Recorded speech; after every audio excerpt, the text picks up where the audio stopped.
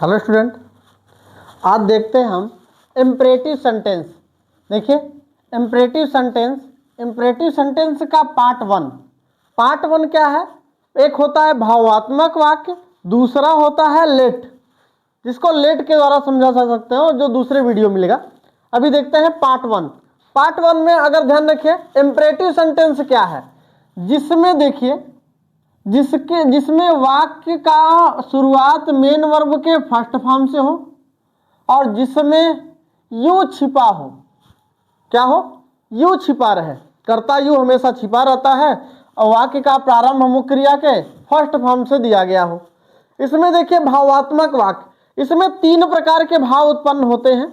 3 प्रकार के भाव उत्पन्न कौन कौन से होते हैं? पहला होता है रिक्वेस्ट यानी कि प्रार्थना में देखिए जिसका शुरुआत, वाक्य का शुरुआत जिसमें प्लीज या काइंडली, कभी कभी मैडम या सर से भी यूज हो जाता है, उसमें रिस्पेक्टफुली लगता है। और ध्यान रखिए, और दूसरा चीज है आर्डर या आदेश। ध्यान रखिए, अगर हम तीसरा क्या है, सलाह या एडवाइस या परामर्श।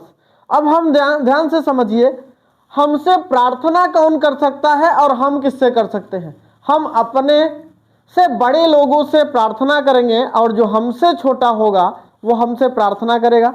दूसरी चीजें हैं, आदेश हमें हमारे बड़े देंगे, जैसे माता पिता या तो टीचर्स या बड़े भाई या बहन हमें आदेश दे सकते हैं, या हमें सलाह या तो हमारे दोस्त दे सकते हैं, या तो सरकारी कर्मचारी जितने भी होंगे वो केवल सलाह दे सकते हैं, आदेश नहीं दे सकते, याद रखिएगा।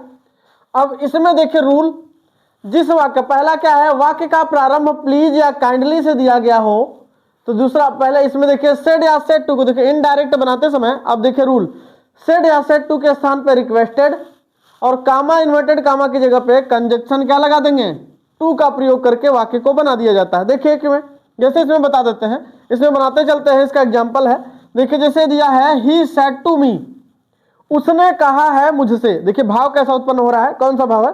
Please give me your pen, कृपया मुझे अपना पेन दीजिए। तो उसने कहा है, देखिए ही का ही रहेगा, सेड टू की जगह पे क्या है, सेड या सेड टू की जगह पे रिक्वेस्टेड, क्या हो जाएगा, रिक्वेस्टेड, जिससे हमें अनुमान हो जाएगा प्लीज दिया गया है तो ये क्या प्रार्थना कर रहा है। यहाँ क्या हो जाएगा, मी, कामा और इन्वर्टेड कामा के स्थान पे क्या कंजक्शन क्या लगाए हैं, टू लगेगा। और यहाँ अगर मान लीजिए प्लीज को या काइंडली को हटा देंगे, यहाँ हम गिव को देखिए, गिव को लिखेंगे मेन वर्ब का फर्स्ट फॉर्म, ये फर्स्ट पर्सन है, ये जाएगा ही के पास, इसका ऑब्जेक्टिव हो जाएगा हिम। और योर कौन सा है, सेकंड पर्सन, ये जाएगा मी के पास, ये इसका अपना क्या हो जाएगा, माई और पेन। कंफर्म है? दूसरा देख लीजिएगा इसी के आधार पे, जैसे राम प्रार्थना किया है मुझसे क्या प्रार्थना किया है, काइंडली हेल्प मी, काइंडली मतलब कृपया करके मेरी क्या करिए, मदद करिए। तो राम को राम ही रहने देंगे, सेड या सेड टू की जगह पे रिक्वेस्टेड और यहाँ मी, कामा इन्वर्टेड कामा की जगह पे टू, काइंडली को हटा देंगे। और यहाँ हेल्प मी फर्स्ट पर्सन है, ये राम के पास आएगा तो क्या हो जाएगा, हिम।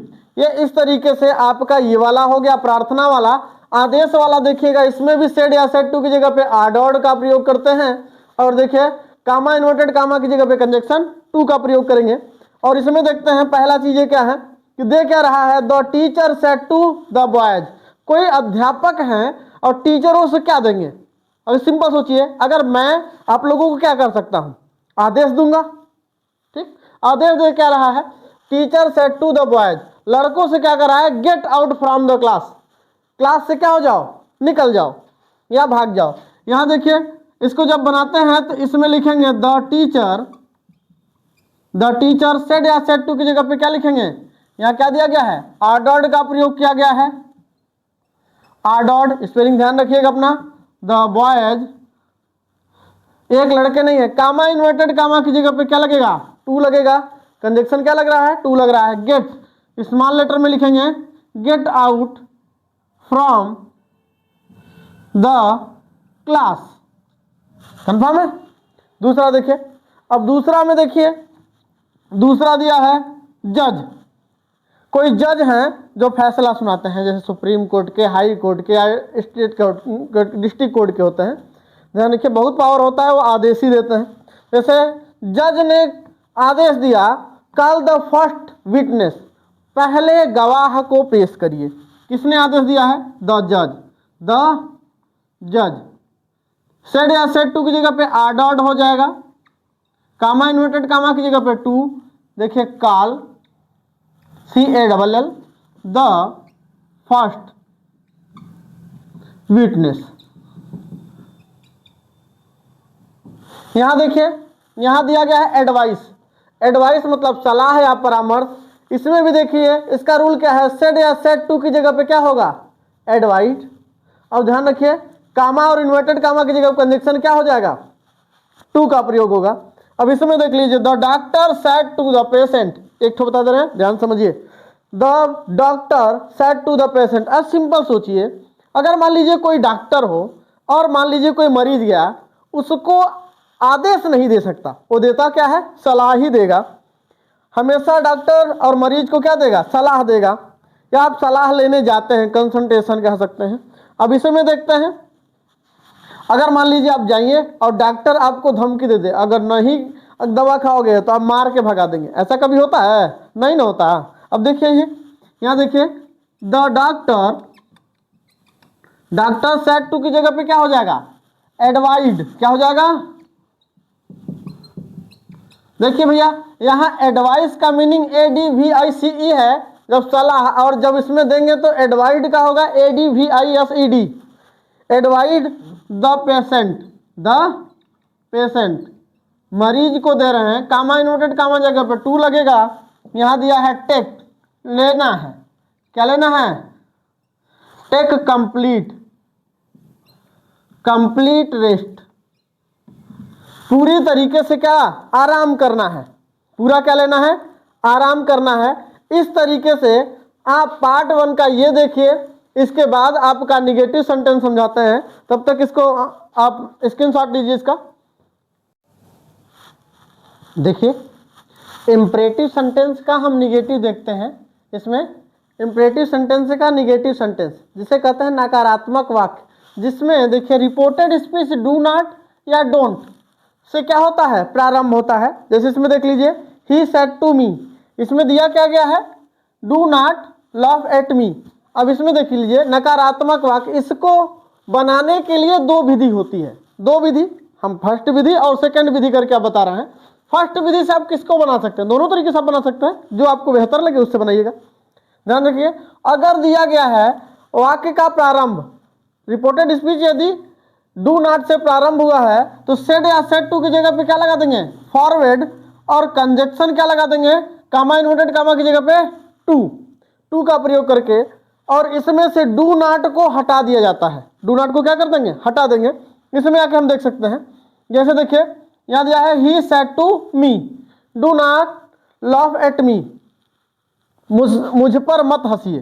देखिए उसने कहा है मुझसे कि मुझ पर मत हंसिए। देखिए ही सेड टू की जगह पे हम क्या लगा दें? फॉरवर्ड का प्रयोग कर दें, फॉरवर्ड मी, कामा इन्वर्टेड कामा की जगह पे टू, और ये डू नॉट को दोनों को हटा देंगे, लाफ एट मी। सॉरी, इसमें जो फर्स्ट पर्सन का है ये ही के पास जाएगा तो यहां हो जाएगा हिम। अब यहां देखिए फुल स्टॉप लगा दीजिए। इसको भी इसी तरीके से बना सकते हैं, और फॉरवर्ड क्या लगा के? फॉरवर्ड लगा के।